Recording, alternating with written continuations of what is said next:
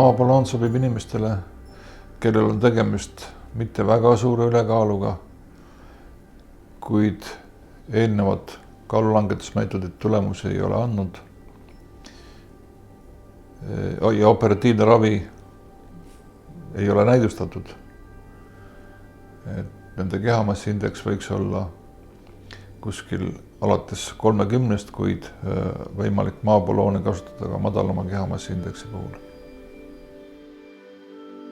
Maaballooni kõige suurem eelis on see, et ta on väheinvasiivne, ehk siis ta on minimaalse traumaga protseduur, ta ei ole operatsioon, ta on küllaltki kergesti teostatav, haiglasoleku aeg on lühike ja selliseid komplikatsioone on ka suhteliselt vähe pärast protseduuri. 12 kuu ballooni puhul on balloon sellise konstruktsiooniga, et seda on võimalik vahepeal tavapäraselt 6 kuu möödudes pärast ballooni paigaldamist veel kordselt täita, mille tagajärjel siis balloon muutub suuremaks ja täidab veel rohkem maavalendikku, mis piirab siis suuremate koguste söömist ja annab üldjuhul häid tulemusi. Ellipsballoon on niinimetatud 4. põlvkonna balloon, mis on siis hoopis teistsuguse konstruktsiooniga kui eelnevad balloonid, mida me oleme kasutanud juba pikki aastaid. Ellipsballoon on väike kapsel, mida inimene ise neelab alla ja pärast röntgenoloogilist kontrolli, et balloon on juba sattunud makku, toimub selle ballooni täitmine ilma narkoosita, ilma endoskoopi kasutamata. Selline väga minimaalinvasiivne protseduur ja iseärasus on ka see, et 4-5 kuu möödudes see balloon iseeneslikult läheb tühjaks maas ja väljub loomulikku teed pidi, et ballooni eemaldamiseks ei ole vajalik teha mingisugust eriprotseduure.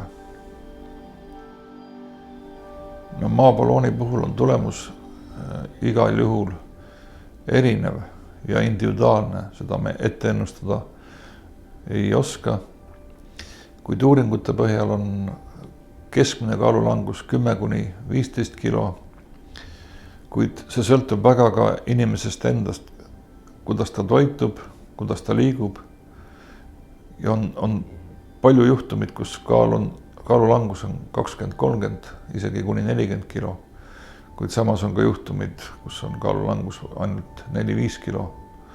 Need inimesed on olnud ka väga passiivsed ja ei ole peale selle ballooni paigaldamist enesega väga palju tegelenud. Protseduur on suhteliselt turvaline, olulisi komplikatsioone sellega protseduuri tegemisel ei kaasne, ei esine. Probleeme tekib rohkem pärast protseduuri, kui tekib selline iiveldus, oksendamine. Üksikutel juhtudel organism ei võta seda ballooni ka omaks ja seetõttu tuleb balloon enne tähtaegselt eemaldada. Neid juhtumid on väga harva, aga üksikud juhtumid sellised siiski on olnud. Rasestumist ei mõjuta, kuid kui on selge, et on tegemist rasestumisega, siis tuleb siiski balloon eemaldada, kuna ta võib süvendada seda rasedusest tingitud iiveldust, oksendamist raseduse esimestel kuudel. Tavapäraselt selline kiire taastumine on 2–3 päeva, kuid üksikutel juhtudel see võib võtta aega kuni nädal, kuni 10 päeva. Pärast seda võib hakata juba tegema sporti ja aktiivselt liikuda, kui kõik need kaasnevad nähud on möödunud. Samuti ei pea enam sööma vedelit ja võib hakata tavatoidule üle minna. Kõige olulisem nii 6 kuu kui 12 kuu ballooni kasutamise järgselt on see, et inimene muudaks oma elustiili selle aja jooksul. Tavapäraselt on ta harjunud vähem sööma, rohkem liikuda ja kui seda jätkata, siis on tulemus ka hea. Enne protseduuri oleks vaja, et inimene oleks motiveeritud, et oleks võimeline muutma oma elustiili ja toitumisharjumusi. See annab ka hea tulemuse. no kõige sagedaseks vastunäidustuseks on söögituru reflukshaigus, erinevad maapatoloogiad, maa haavantõbi, kui on kaebused pidevatele kõrvetistele, samuti ka rasedus.